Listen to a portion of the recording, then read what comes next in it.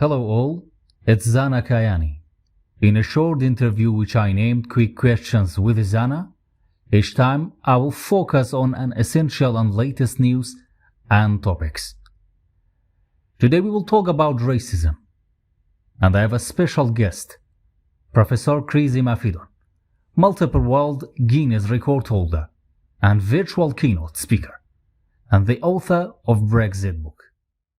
Hello, Professor. Thank you to join me today. It's an honor. Thank you. It's a privilege, and thank you for the work of educating the public. It's not easy. They just call you the media, but your function is to keep all of us informed of what is happening, and that's a huge responsibility. Thank you too, sir. So let's go to the first questions. I want to know what is racism. Has its definition changed? It's interesting you are saying that because the functional word there is race. Race is the functional word.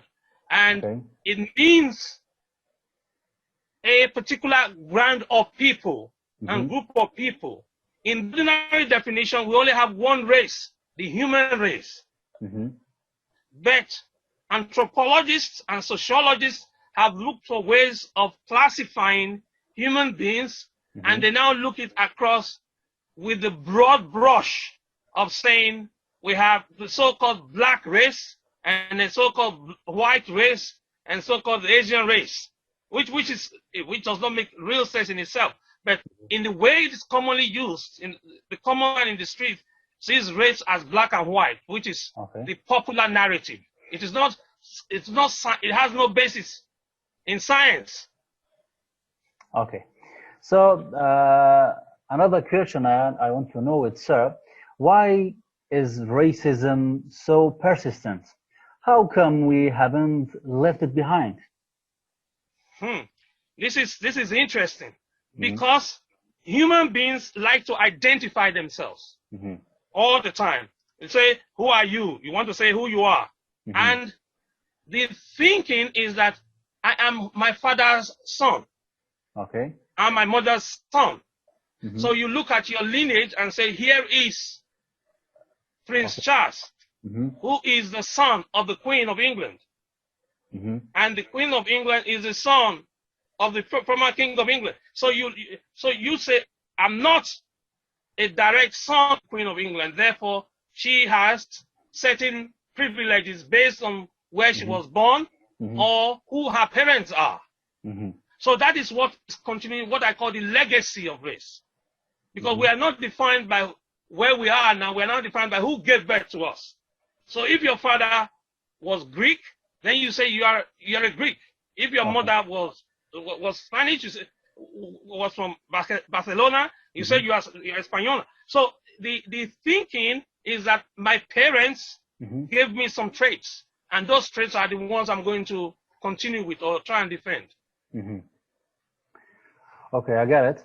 So, as you know, the George Floyd, it was the horror happened, and I want to know, what does the killing of George Floyd told us? It told us a lot about how far we've gone as a human race. The fact that George Floyd was killed symbolizes the powerful and the privileged, and then the poor. Either poor economically, poor politically, or poor educationally. Because if you are able to see the dichotomy between the police officer that put a nail on his neck because he's wearing a uniform, which is an emblem or symbol of power, and the other three police officers that literally cheered him on. So they might deny they didn't cheer him on, but they didn't stop him.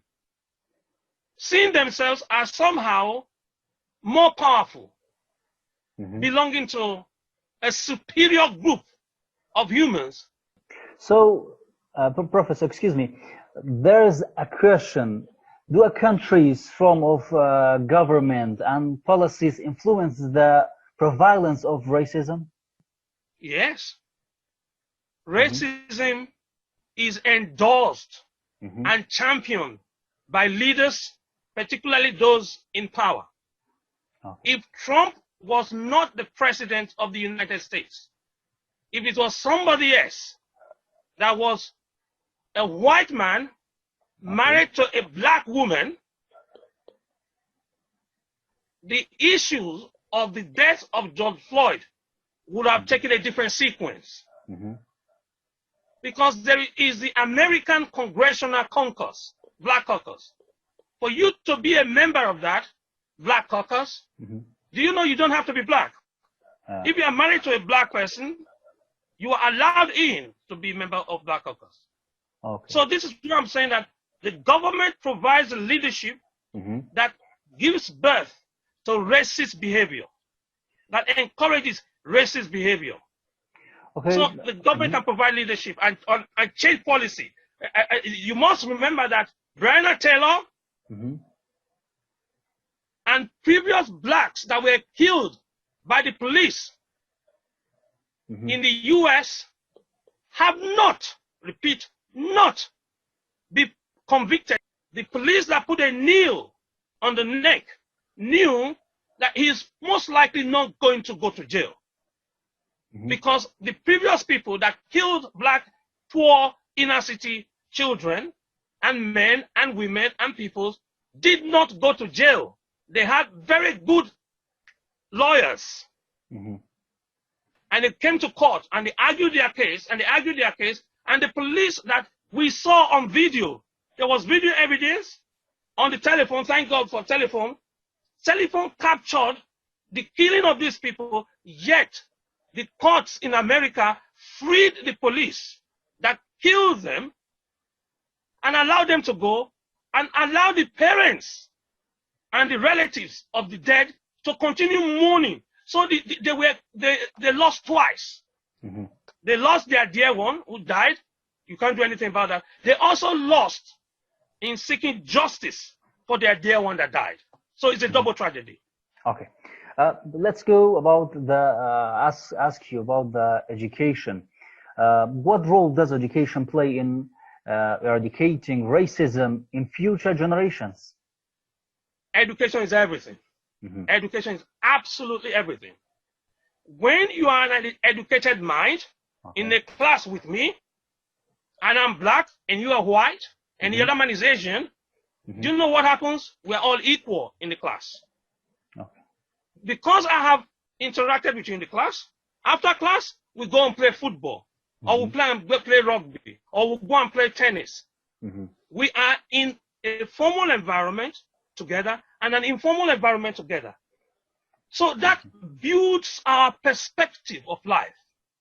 Because we read the same books, we listen to the same lecturers, we wrote the same exam, so the issue of being superior or inferior disappears from the table. You see, I want you to go back to last year what President Macron of France said when French team became the world champion in soccer. Remember, the French team that won the World Cup in Moscow were more African than an African team. The people that played and scored the final goals were what? Africans. So Macron was trying to say that the French society must reintegrate, and every society must reintegrate to look for talent in all areas. Look for talents where it resides. So if we educate, and when I mean educate, develop the minds of all our children, they will all come back and contribute to sports like they did with Macron, to science like they're doing in parts of Canada, to politics as they are doing in Britain, to engineering as they're doing in Germany. So it is this understanding that all five fingers are not the same, but all of them can help in holding the thing. So it is because of the variety, the differences of the finger. That's why it's easy for them to carry this, because all of them are not the same height, they are not the same color, both back and front. So if we understand this in humanity, we will make sure that every single child is given the same education, which is best education, and they will then come into the society and they'll contribute. This is an interesting thing. Contribute. That is how we can decongest the criminal system. The jails will be empty. Because I've not seen one doctor that went to work in the morning, came home tired, and still went and act in things of gangs. You know, there are gangs in the US, in inner cities. Right. Not one lawyer goes to the work in the morning, does his work, comes home tired, and still gets involved in gang terrorism. If you can modify man's thinking by giving them education, which is human capital development, the sins of George Floyd will be gone, completely gone. Because the police will know that he's a human being. It was interesting, Professor. Interesting point, really. Do you think the future can be free from the scourge of racism?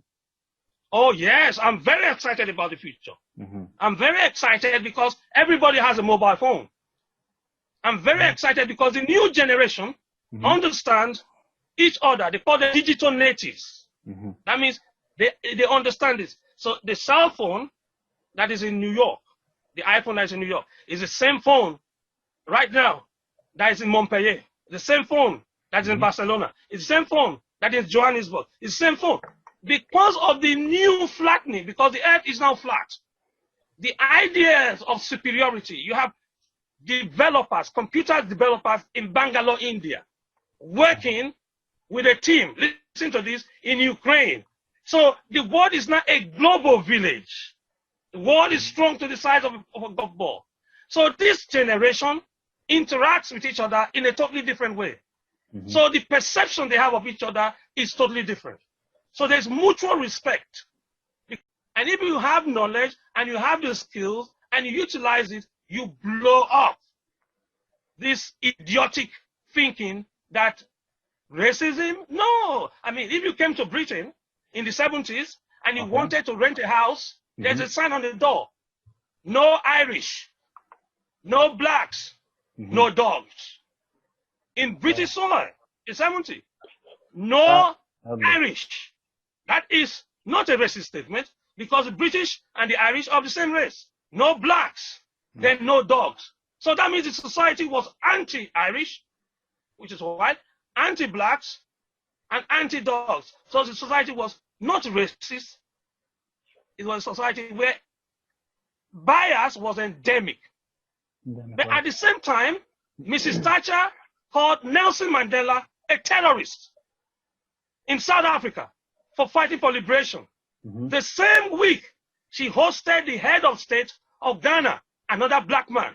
So how can Mrs. Thatcher, a white woman, invite a black man to her office, treat him with big respect, put red carpet, and then at the same time sign a piece of paper to the racist South African government to put Nelson Mandela in jail and kill Nelson Mandela? Britain funded the racist regime in South Africa with guns. So they killed the ANC, which is now the governing power. So this is why I'm saying that it's not just a conundrum of black and white, because Mrs. Thatcher was hosting a black person. Is understanding that it's an endemic bias that is in man that manifests in ways that we cannot understand. And we are so lazy we call it racism. No, it's much more than racism. It's understanding the endemic bias that is based, that's why I keep saying, rooted in education. Because Barack Obama pulled himself up and went straight to Harvard, educated himself. Michelle Obama was raised in the south side of Chicago, where there are still guns today, gangs today, blacks today. But from the south side of Chicago, she went on to the White House. So this is what I'm saying. You cannot say racism is a matter of black and white. It's far more complicated. And we need a sophisticated analysis of this. But I'm pleased that technology has provided a solution. And sports, like the Olympic team, the British Olympic team, if you see the British Olympic team when they came to Buckingham Palace to be hosted by the Queen, you will laugh. You will laugh. Thank you so much, sir. It's a pleasure. Thank you very much for your time. Thank you. Please keep educating us, because the media is there to educate the masses. I will try Without the my media, best. we don't know what's happening. I will try my best every time. Okay, Thank you so much again. Thank you so much. Till next time. Okay, you're welcome. Have a good day. You too.